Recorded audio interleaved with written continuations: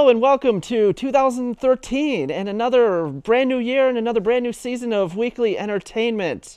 And this is going to be a lot of fun today. You know, back when I first took over the show from Crazy Mark, there was one guest I wanted to have, and she's going to join us today. I couldn't be more excited, and we're going to bring her out in just a minute.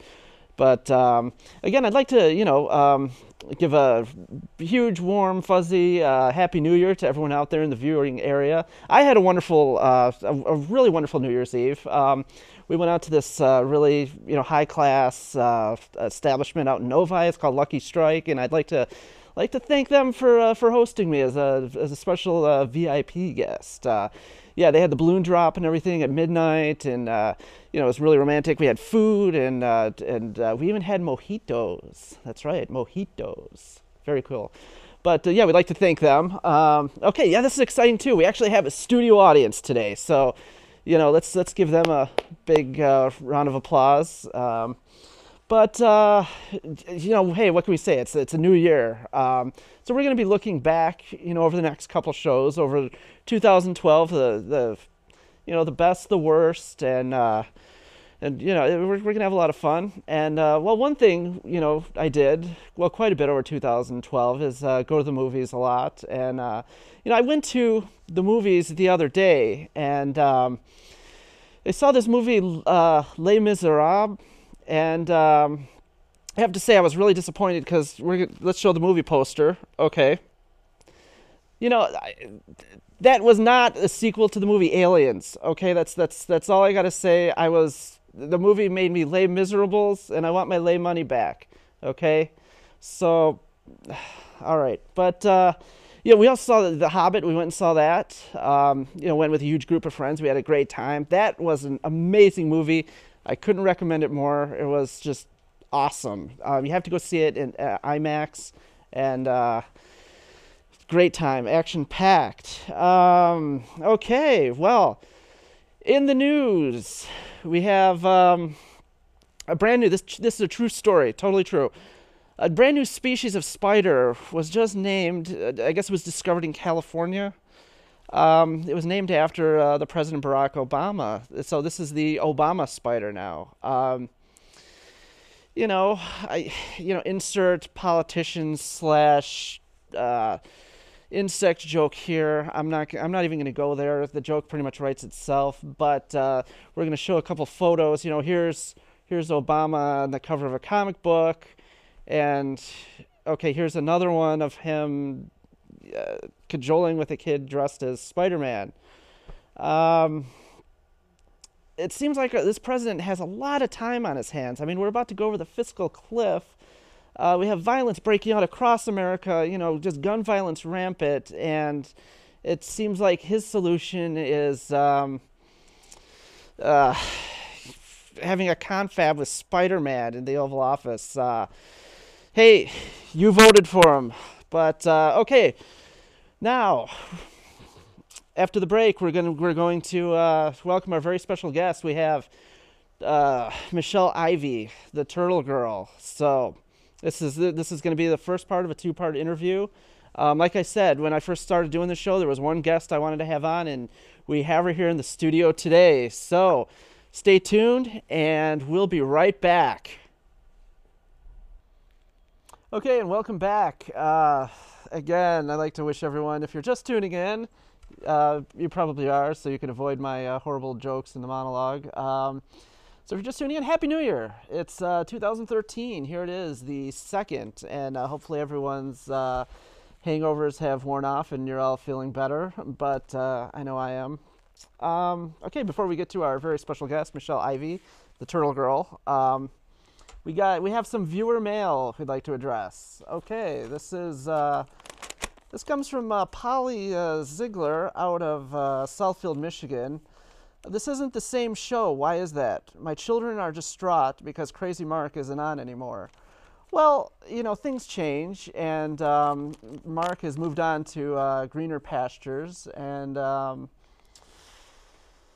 he will drop by every now and then with his Crazy Mark Minute, as you've seen before. So let's run this over to Human Resources and let's see what she has to say about it. Okay, Human Resource, what do you have to say?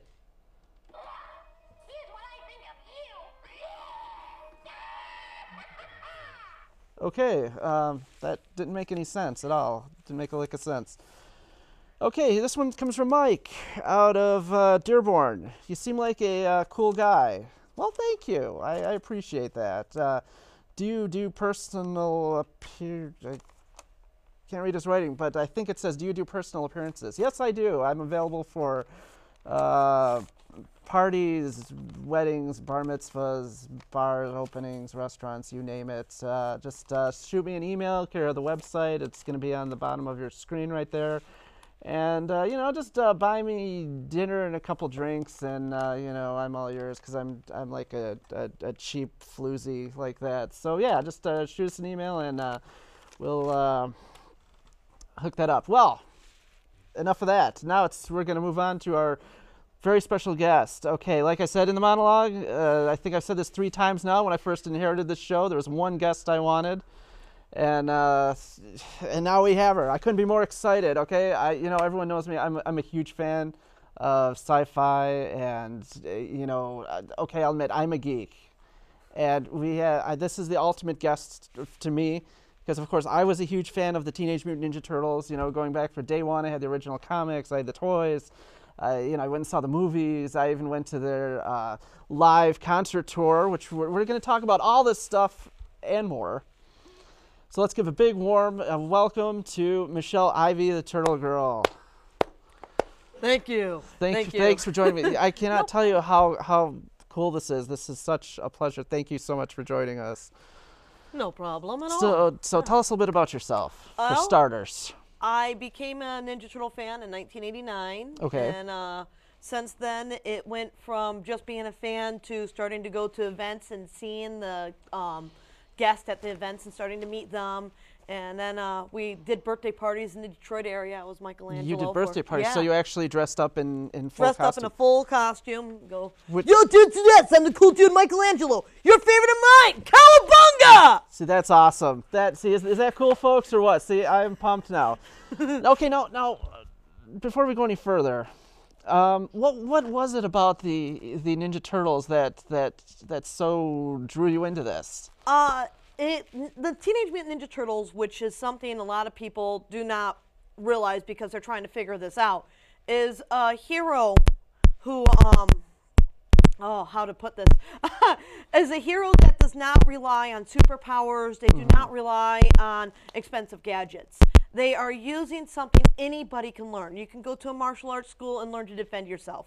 They're also good guys that are not going out there looking for the fights, but if a fight comes to them, they can handle themselves. And at the time of my life, I was being gang beaten. I had reading disabilities. I was alone besides for my family. And I kind of felt a kind of connection because that's how the Turtles were. They were alone besides for their family. And seeing this, it inspired me to be able to defend myself instead of hiding away and just staying in my shell. Well, yeah, I think that's a really good message.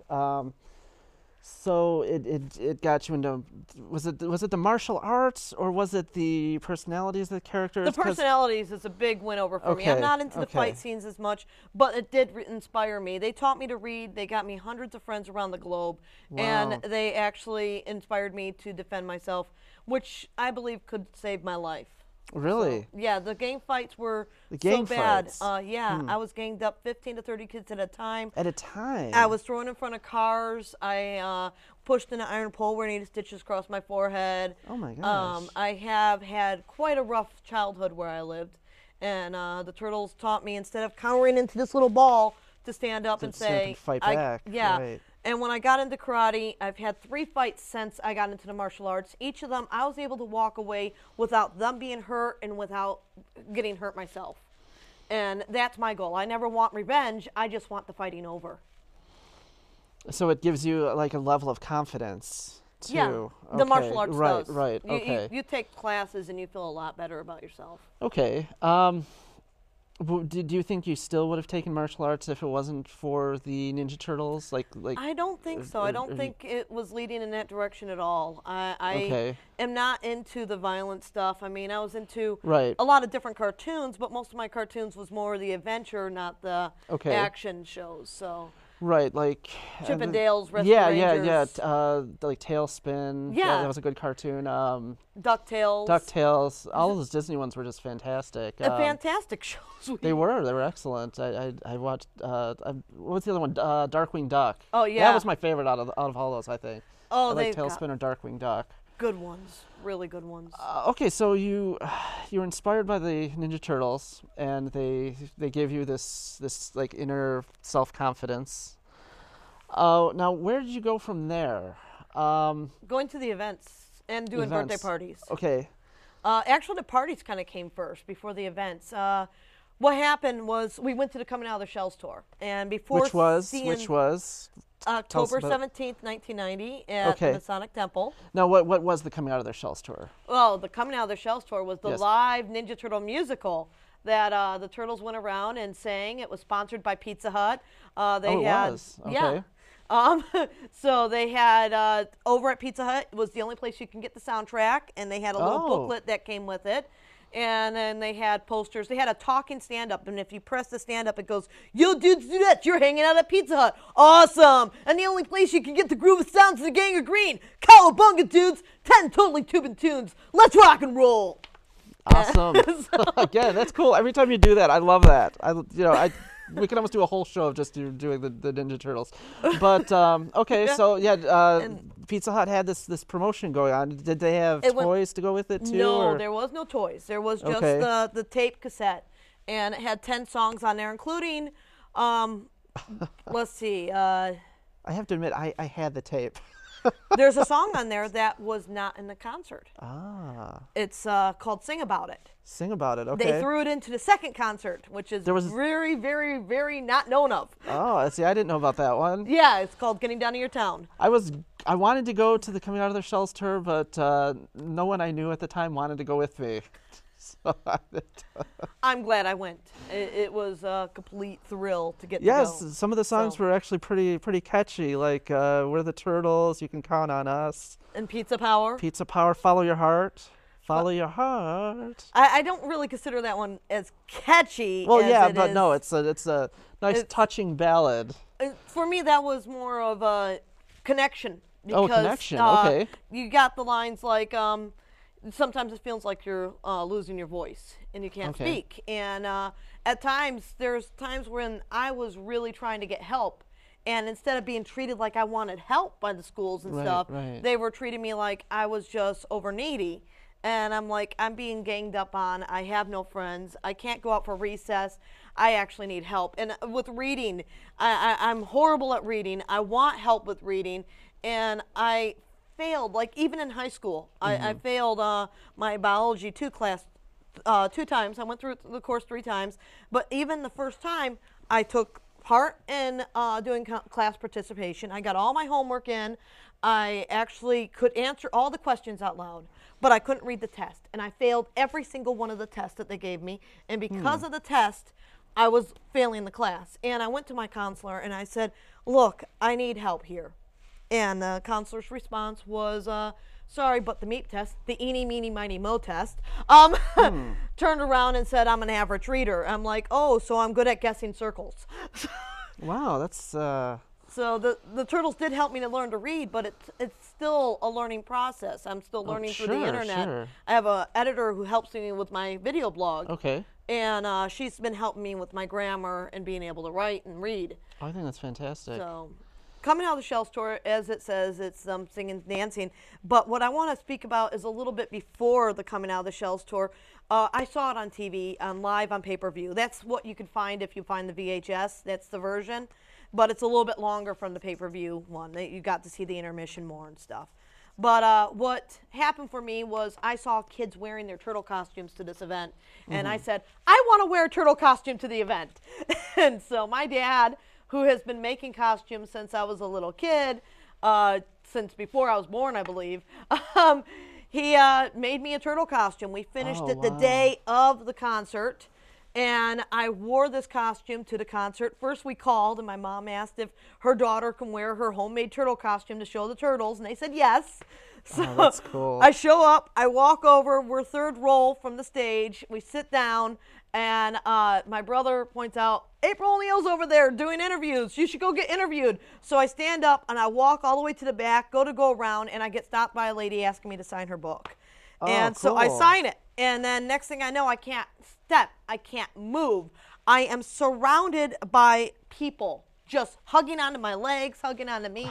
And I'm like, what is this? Hang on a second, okay? And what it was a mob of over 100 people wanting my autograph, wanting to see me, thinking I was part of the show. So I think that's very cool because that is such a change from what you just told me earlier, how you had a mob of people wanting to beat me to do up. harm to you, to a mob of people who want to get close to you, and Which is when I realized I want to be an actor.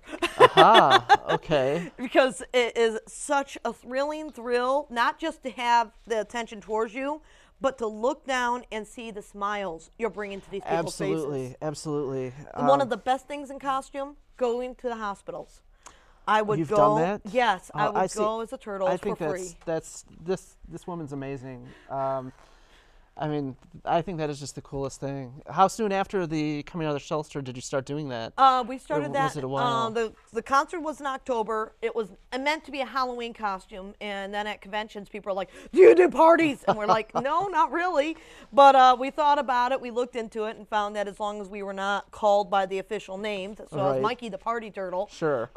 We got things rolling by March 1991. Wow. So I've got so many fantastic memories being a turtle, and I have worn my costume for Eastman and Laird now, who are the creators of the Ninja Turtles. Of course, yeah. So That's amazing. So you've turned, you're basically helping other people now with it. well, I was. Okay. I was Oh, put out of business in 1993.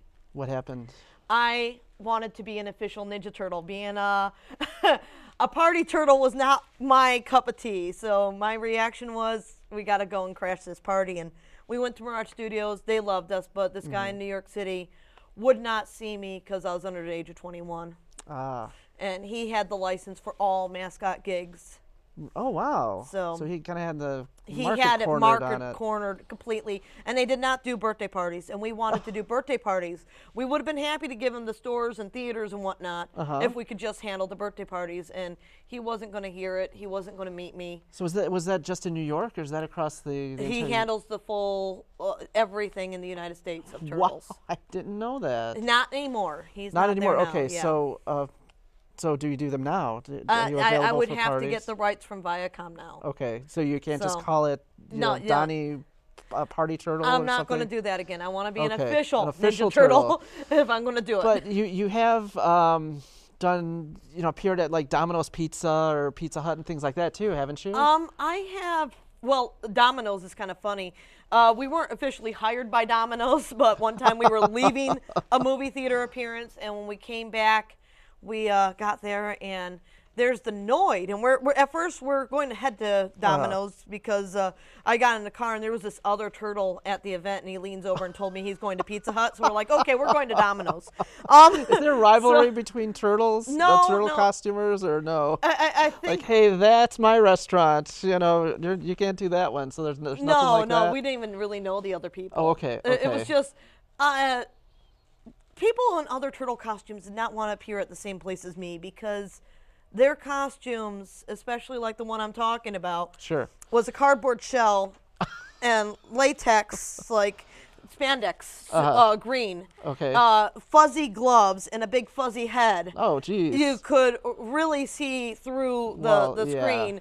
And it had a bag and was giving stuff out from the bag. Okay. I don't even know what they had that they were giving out, but you don't want to be seen next to my turtle costume. Because I mean, So- we have pictures of yours. I mean, we'll flash those on the screen so people can get an idea. I mean, it actually looks like And it's one of the been- movie turtles. I mean, it's that high quality. It was done twice. The Okay, original right. costume was made not for the public; it was made for Halloween, and Sure. going to the Coming Out of the Shells tour, which was kind of just us goofing around. Mm-hmm. The second costume was made more for the parties, but that was made March 1993, and we were putting out of business in Ah. August 93. Well, your dad actually is a really well-known prop and costume maker. I mean, why don't you tell us who some of the people he's worked for? I mean, this is an Okay. impressive resume there in itself. Yeah, my dad was an artist for the Ghoul Show, which was mainly shown here in Ohio. Some areas across the country also got that. Sure. I mean, he's the Ghoul is a TV icon. I mean, Yeah, late night horror. My dad made a lot of the Froggies that was destroyed. The Ultra Ghoul cartoons. My dad did everything from the scripts, the artwork, the animation, the voices. Oh, I've seen them. It's impressive. Yeah, he's done a lot of great jobs. You can find some of that on YouTube. Search up Okay. Dave Ivy and the Ghoul. And then he's also worked with Wolfman Max Nightmare Oh, yeah? Cinemas Yeah. or Chiller Drive-In. He did a lot of the artwork for the Rebus Haunted House in Pontiac. Oh, really? Yeah, like the big sign right over the main door is one of his. Oh, so, he actually made that. Yeah. Wow. He worked there for about 3 years on doing a lot of their props that they had at the beginning of their run opening that Oh, place. wow, that is so cool. And So- they still use a lot of that stuff today? I've not been for the last couple of years, but when I last went, they were. Okay. And the sign is still there, and it's still their Wow. main image inside their advertisements and stuff. So. See, there you go, people. And next time you go to Erebus, her I used her to dad haunt is the there. one- Yes. Oh, you did? Yes. No, what, You what know, did you dress up as? Not a Ninja Turtle, I'm No, sure. no, no. I was a zombie. A zombie. I was a zombie who. My favorite room was a library, which is gone now. Okay. And I had 5 screams in that room for people, because I did not want to just race people through, so I had a full little act. Oh, cool. Some of the stuff was home props that they don't have because, like, we had these sticks that have strobes inside the mouths, and these are called ugly sticks. They're like really Ugly just sticks. gross, like head things, and the strobes are in the mouth of them, and their eyes light up. And so one of the things I would say is, "Have you ever been flashed by an old lady before?" And I'm like, got my hand down near the dress seam, and as I'm threatening this, and people are like, "Oh my God!" And I'm just done up in blood and everything. And as soon as I go to do the flash thing, I hit the button on the strobe, and they're all just blinded because it's really dark in a haunted house. Oh, that was cool. But that was just one of the extra screams I added in. But I had fun doing it. Oh, we're gonna have to have you back on Halloween. I mean, that's good stuff. Okay, well, we're actually running out of time for this segment. We have just a couple minutes to spare. So, these turtle pies, do you remember those? I remember or- the turtle pies. I definitely, I still have the wrappers on my walls. Do from you the- really? Yeah, I got all the wrappers and the stickers that would come with them. I remember the first time I man. saw the turtle pies. It had that- the green pudding filling, which was Yes. good. It was delicious. Oh, it was delicious. The first time I ever saw them was in March 1991. Okay. I went to 2 of the premieres before the Ninja Turtle movie came out. And the Thursday night beforehand, the premiere had a bunch of giveaways. They had the sticker albums, they had posters and buttons, but they also had the turtle pies. Oh, After man. that, we found that my local party store had these things, and yeah, I ate so many that I actually did get sick of them finally. I stopped buying them because unless I heard there was another sticker, and I'm like, oh great, I gotta go get them to get the new stickers. So I mean, there's like a whole collector's market for that stuff, right? I Oh mean, yeah. If you got old wrappers for candies or cereal boxes, if it's still got the food in it, there's even some that not the hosted pies. That's a little. Yeah, those would be kind of. You never know though; those might still be edible. Unopened cereal boxes are very popular, Was and it- unopened candy. Was there a Ninja Turtle cereal? Yes, there was. There and it came with was. a cereal bowl. Oh wow! It actually came with a bowl. Yeah, it had a Ninja Turtle bowl. It was green. It had all 4 turtles had their own bowl. So it And was. I'm sure you have them too, right? Oh, yeah, Of course. In and out of package. Wow. Well, it seems like 1990. The early 90s was the time for the Ninja Turtles. I mean, That that's- was the that's- heydays. yes. But we're seeing it come back. We are. Nickelodeon, thank you, Nickelodeon, has brought in this amazing Ninja Turtle series. It's on every Saturday right now. Okay. And it is actually bringing back the old school fans. The fans of the original cartoon series are watching it, but so are the new kids. And I was with a 3-year-old who was into the Ninja Turtles, obsessed with the Ninja Turtles, loving this new stuff. And I shoved in some of the old cartoons just to see her reaction to that. And this little girl got bored within a half of the show. She watched one Really? episode, and then I got a second episode in, and then she's getting up and running around. But if I turned on the other cartoon series, the new cartoon series, she stayed seated for the same episode over and over and Really? over So again. it's that exciting. It is really, really well done. The voice acting is really good. We got Sean Astin from Lord of the Rings. Yeah, that's awesome. Jason Biggs from American Pie. Sure. But for the Turtle fans, some of the bigger ones are the voices that are not named as star names, but actual voice actors. Rob Paulson, the original Oh, he's Raphael back? voice. Okay. He's Donatello now. It was Donatello. All right. And now we also have Nolan North, who was Raph for the TMNT 2007 movie, is now the voice of the Krang. So Corey Feldman is also returning to Ninja Turtles for this series. Interesting. Well, hold that thought because that's all the time we have for this segment. We'll be back for a whole another half an hour with Michelle Ivy. So you want to stay tuned for that. You want to check it out. And again, since this is the ending of this show, you'll be able to catch part 2 on the next episode of Weekly Entertainment.